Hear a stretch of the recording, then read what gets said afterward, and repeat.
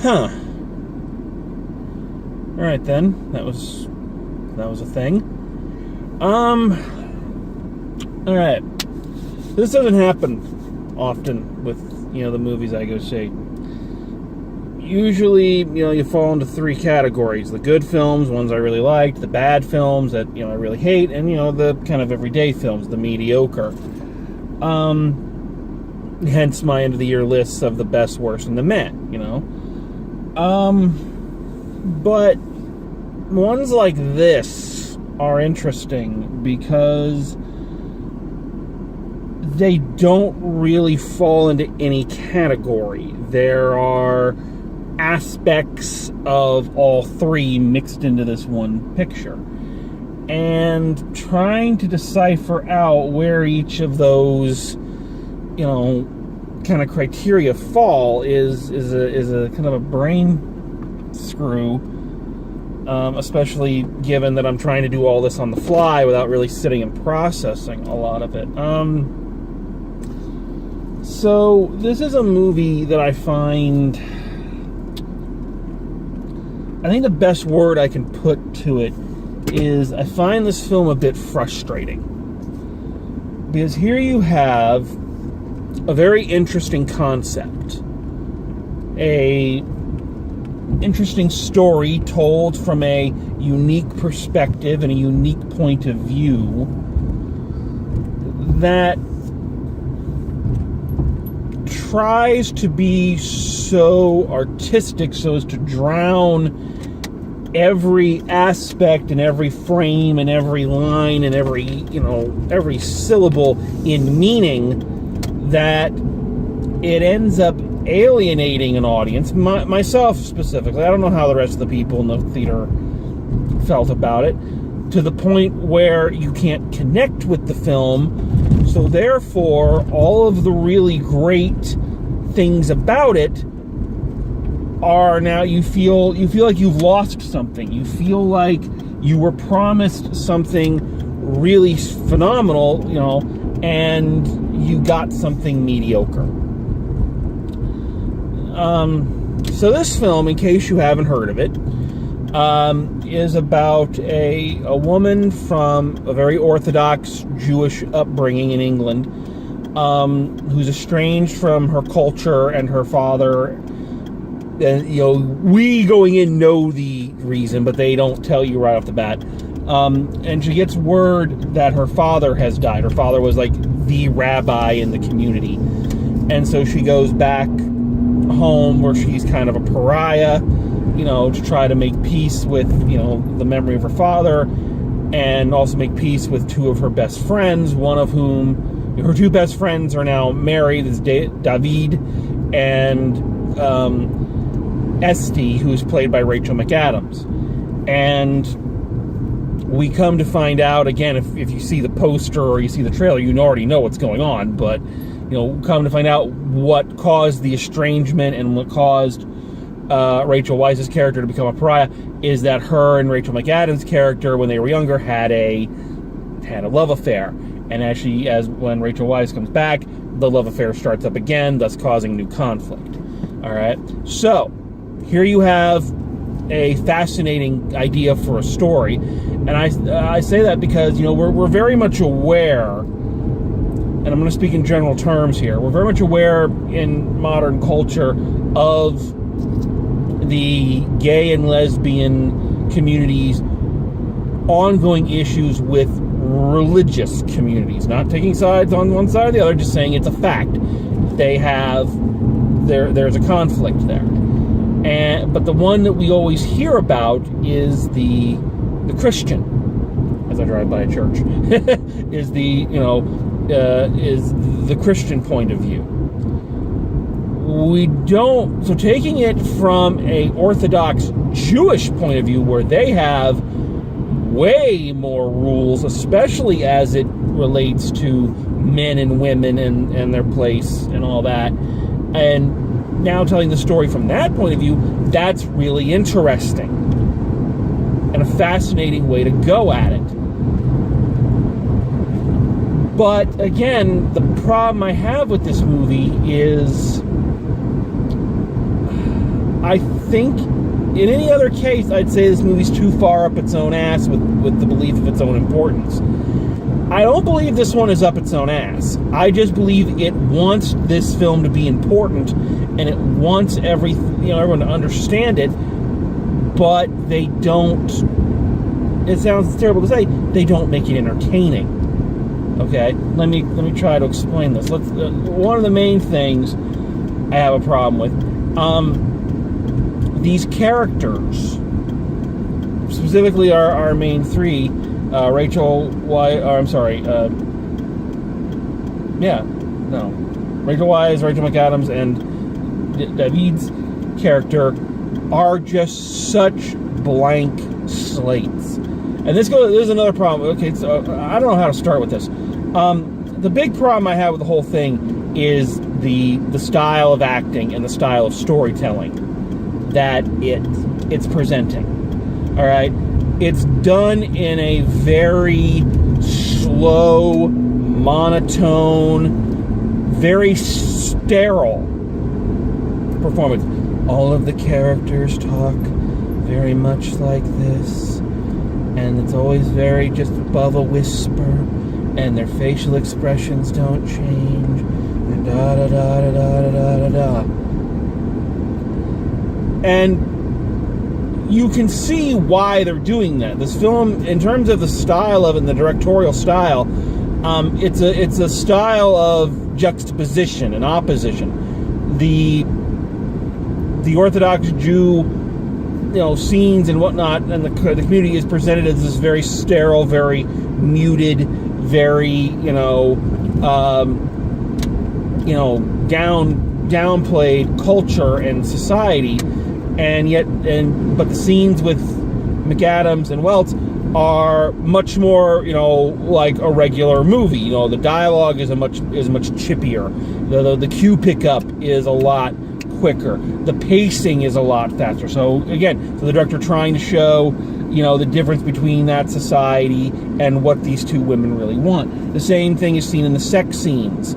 There's 3 sex scenes in the film, and the first 2, are very mechanical and no romance. Rachel McAdams during the sex scene with her husband, it's shown as just being, it's another step. It's not, there's nothing behind it. And she's sitting there going, to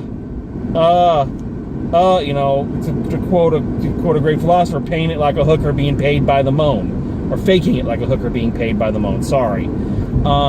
Then they do the sex scene between the 2 women, which is a very long sex scene. Like, even for watching 2 women go at it, pardon me for being a male pig here, it goes on for a while, and you're like, Jesus, the Game of Thrones doesn't go at it this big, but that scene is shown much more sensual, and there's actual emotion behind it. So the film is a film of juxtaposition. But because the directorial choice was to do that, so much of the film is just so very bland. The acting choices, the directing choices, again, the monotone, the lack of facial expression, it's all just so bland that you can't get into it. And this should be a story that you are into. It's such a fascinating story with great actors in it. And as I was saying before, I kind of got sidetracked. So that leads to the second problem, is that you have these great actors, Weiss and McAdams, and the gentleman playing David, whose name I cannot recall, and I've never heard of him before. But, the cornerstones, literally, the cornerstones of the movie is the triangle between these 2 people. And it's not so much the love triangle, it's the relationship triangle. And we're told, they keep saying, the 3 of us have been friends forever. And, David was both of their best friends when they were kids. We see no evidence of it. There are no characters here. We're told who these characters are and what they feel. We don't see it because everything is done so bland. That desire for the director to soak everything in meaning and to make a meaningful script and, really nail home the metaphor now prevents me from, quite frankly, from giving a shit. There are several moments in this film where characters are at their emotional height, or what passes for the emotional height of this movie. And because the actors are so good and the story has such an interesting take, you do feel something. But all I can think watching is, this would be so much better if I knew who the fuck this character was. If I knew who David was outside of, he is this traditional rabbi, caught in the middle, or who Rachel Weisz's character outside of the pariah daughter trying to make peace with her father's memory, or who Rachel McAdams' character. Rachel McAdams gets the closest. That's not saying a whole lot, but she gets the closest to actually letting us see her as a person and trying to stuff this round peg into a square hole kind of thing, of trying to be good and trying to live up to the things she's been taught her whole life, even though she feels a way that is completely contradictory to all of that. But I think we could have done with more. I think if the director would have let them drop the mechanical performances and let the actors act and let the characters interact and let us get to know these people outside of just where their roles in the story are, then we could have had something really, really fantastic. And as a result, I don't feel like we came away with something really, really fantastic. I think we came away with something passable. But, compare it, I'm comparing it to the other stories I've seen that are similar over the past, even like this past year. Compared to Love, Simon, or compared to Professor Marston and the Wonder Women. It doesn't hook you. It doesn't, and I hate to use this, it feels weird using this term when you're discussing a thoughtful piece, but it doesn't entertain you, and I think that's its fatal flaw. And I want to make it clear, I do not hate this movie. This is not a situation like, Red Sparrow or Split or Brad's Status or Manchester by the Sea, where I came out of it just so mad because the film was so bad. I am creatively and artistically let down because I felt like this film could have been so much more. There was potential here. And obviously this is the film the director wanted to make, but I don't feel like the choices served the story. I think there were other ways to get the metaphor of what the director was trying to go for across. You could still do the juxtaposition of things and yet still keep an audience engaged in the characters. And I just don't feel like this film did that. Now, that all being said, there is a lot of positive. As I say, the story is unique enough and the point of view unique enough that it keeps you at least engaged enough that you're following the story along. The actors are doing a very good job, despite the fact I constantly felt like they're being held back from going the full tilt. And these are good actors. And these are people can do some amazing things when they're given the freedom and the opportunity. I have to talk about this just because it's weird for me. So the sex scene between the two women was interesting because it started out. I don't want to say classy, but it started out about as tasteful as you could do one of these. And then goes just one step too far for me. I'm not going to talk about it, but it goes kind of one step too far. If you do something in a sex scene that they've never done on an episode of Game of Thrones, I think you might be might be going a little too far. And I think it took, again, the fact that the sex scene was so long, and I get it, that was supposed to be this, this relief of all this, of something that's been building and building and building, but again, it did not feel like that moment was earned. Again, because we're told about these characters, but their interaction is so little up to this point that, again, the moment doesn't feel earned. So fascinating film, and one that I wish I liked more. But here's the really odd thing. Again, I'm not mad at it. This isn't me coming out and just ranting about it. I like that this film was good enough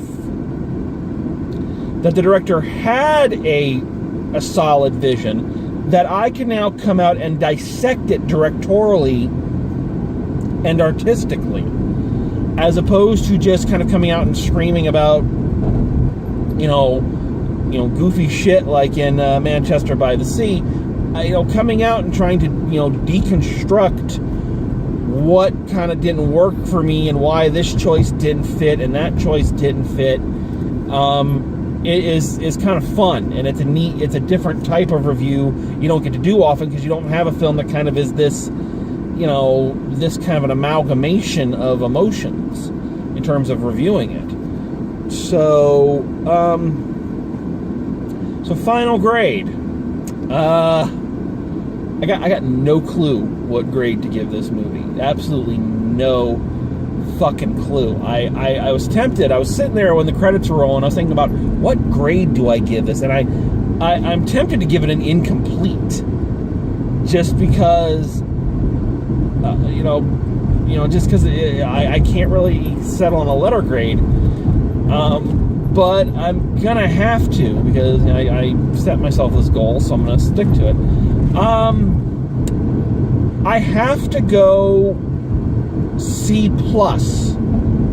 on this one. And again, I want that to be higher, because it's not a bad movie by any stretch of the imagination. It's just, and there is an argument to be made that you should review and judge the piece of art that you have, and not the piece of art that you wish you had. There is an argument to be made there, but I said it when the Star Wars prequels come out. If I can think of a better script while I'm sitting there watching the movie, then that speaks to a problem. So C+. I think it's an important film. I think it's an interesting film. I think it's, a well-done film. I just don't think it served its own purposes as well as it could have. So, that's me. All right. So, getting down to it. Not sure how many more of these I'm going to do before I head back home for the summer. So, before I take my little summer quote-unquote hiatus. But we got at least one more coming up, because there's one more big summer blockbuster that is coming out before I leave. So we will check out Solo: A Star Wars Story. So until next time, drive safe, and I will see you at the movies.